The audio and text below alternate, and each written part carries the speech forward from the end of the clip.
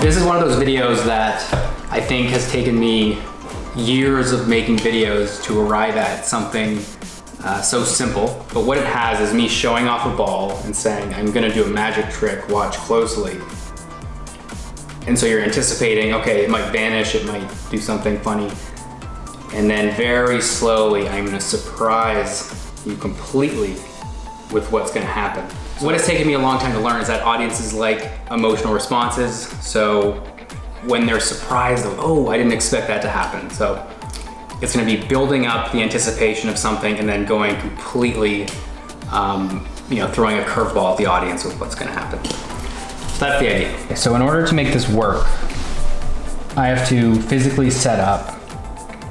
So here's me looking at the camera, and I'm gonna hold out the little ball like this. And so what I need to do is set up the camera, figure out where the little ball is, and then I have to put the big ball back here so that from the camera, that's the big ball in the distance. And then looking forward, when I hold up the little ball, it's gonna be exactly the same size.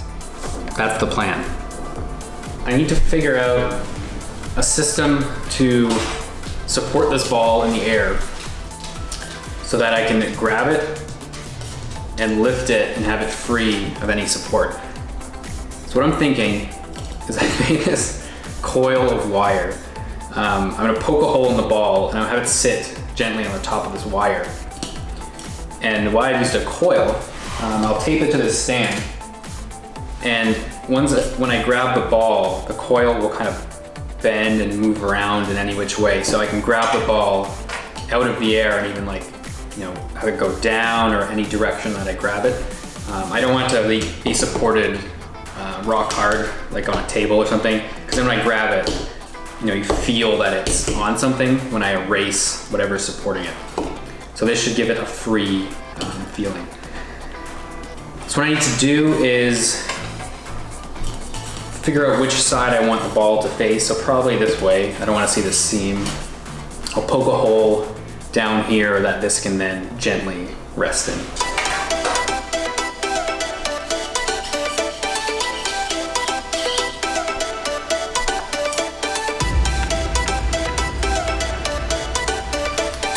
That should work. These kind of things you just have to try and see where it takes you.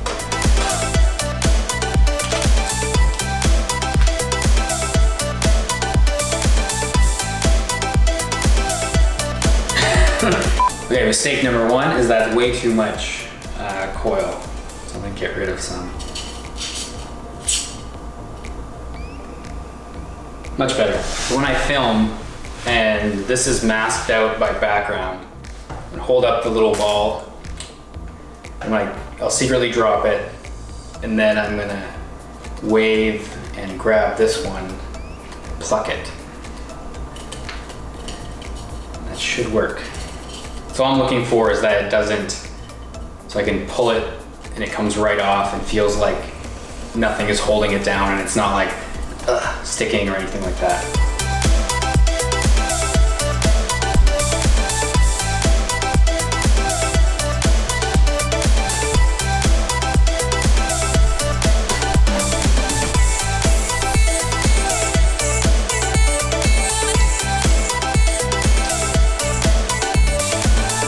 What I'm looking for when I'm framing this up is I just want as little noise in the background as possible. So I'm looking for areas like this that are just wall. So that might be a good spot to frame the ball on because it pops, and if you do it over here over the table, the audience won't be able to see it. So you're looking for as much clarity as possible. So I think I'm gonna frame it facing that way. Magic's gonna happen in this zone. And I'm gonna move all that gear and table out of the way so that there's less noise in the frame. I mean, unless I just shoot it like against this wall. But I kinda want all my videos are just white walls. I kinda want something more interesting. A lot of my videos feel staged in that it's me on a white wall or some kind of film background. So I want this one to feel like I'm just a guy in my living room, so I do want this stuff in the background rather than just on a white wall. I mean, it's like I'm holding up a ball, you see that it's there, and then I got to cut out some of this light here.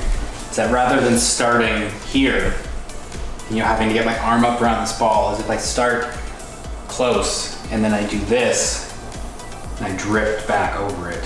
And then when I drop it, I can show it off. I've set up the frame, and without any lighting at all, it looks pretty good, but it's a little dark on one side. So I'm just gonna put this in to fill in some of the information in the shadows. It's a little too harsh with light and shadow. This is just your standard YouTube ring light that mostly for you. However long I think it's gonna take to shoot a video, I need to like double or triple that amount of time, because there's so many little things to figure out, like moving the furniture, setting up lights, and just fussing about everything. Maple. He's not impressed.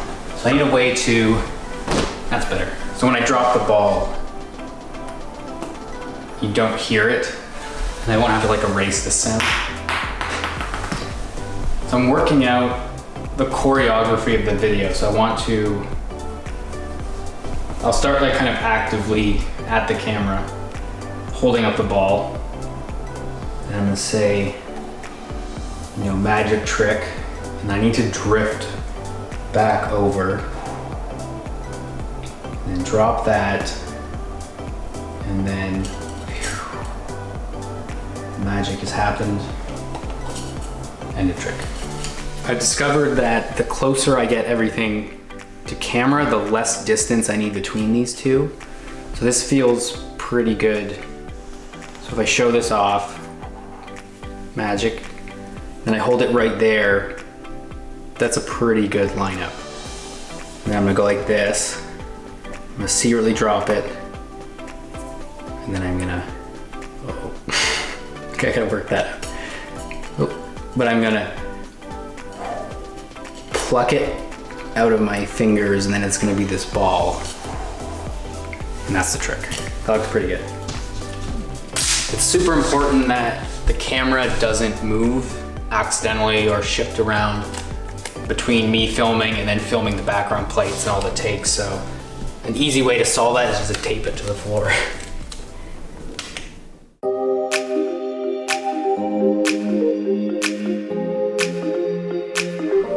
You do a hair check. It's hair and makeup time. And I'm ready to film. It's taking 45 minutes to set up and figure this out. I think it's gonna take 20 minutes to film, but I've been very wrong in the past. I get very perfectionist on this stuff, and I usually do like 30, 40 takes of any video that I do. Sometimes I film with a professional SLR camera, but this, I need to see very specifically where the balls line up in space, so I have to use a phone with a front-facing screen. It is nice to have high resolution, 4K, that whole deal, but in the end it doesn't really matter. If I'm posting on the internet, 1080 by 1080 is fine. So I'm not too worried about the front-facing camera.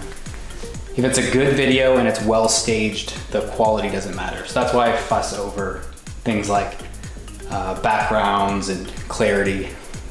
It's actually one of the reasons why I'm wearing a dark shirt. If I was wearing a white shirt and I held up the ball, you wouldn't see it. So if I wear a dark shirt and I hold up the ball, it's very clear. So these are all the little things you have to think about when setting up to get it as clear as possible.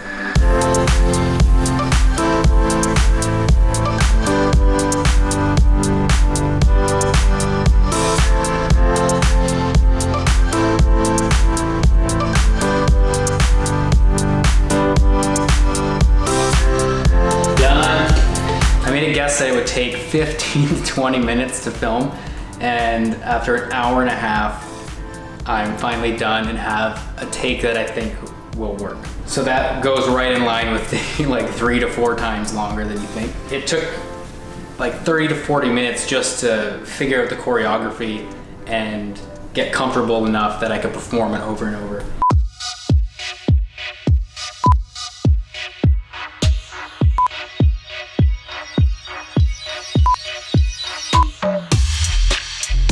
With this video, it's all about tricking scales, so small to big. So one of the things that I figured out was that I was doing this when I start the video, figuring out the choreography of my hand. So I show the ball, and then it's super important that I put this hand behind it first, and then work my way to the larger one. So putting my hand behind it definitively tells the audience that it's small. So if I avoided that, you know, they could think some trickery. Well, there's trickery, but it helps. So that's something I learned in the choreography.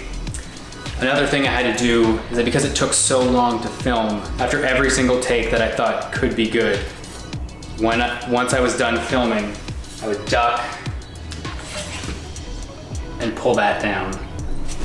And so all the rigging is out of the shot and you're seeing a clean play. So I do that after every take, because if I just did one and kept it, all the lighting would change. So that's super important. And the last thing I learned is that don't set up your shot so that you're crouching down like this.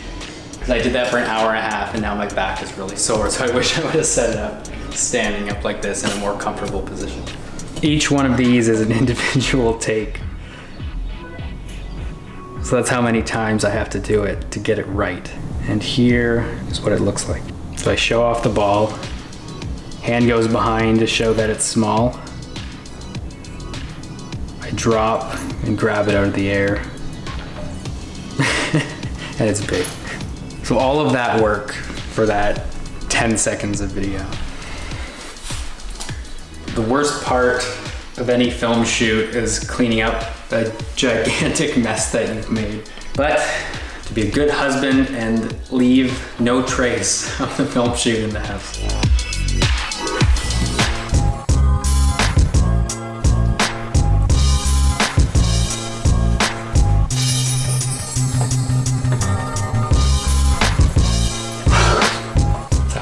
I thought this edit would take maybe one full day of work, but it's taken like 4 or 5. Normally these types of videos, I just mask out one big shape to hide a rig, but this one I had to go in frame by frame and, you know, mask out between my fingers and all the cracks and crevices. So it made it much more difficult. Reflecting on it, I don't think there's an easier way to film this video. You know, if you want to interact with real objects, you have to set them up and you have to hide them and paint them out. You could do it with some CG effects, but I don't really like that. And I don't think you can do it with any kind of green screen, so this is really the only way to do it, is just to brute force your way through it frame by frame.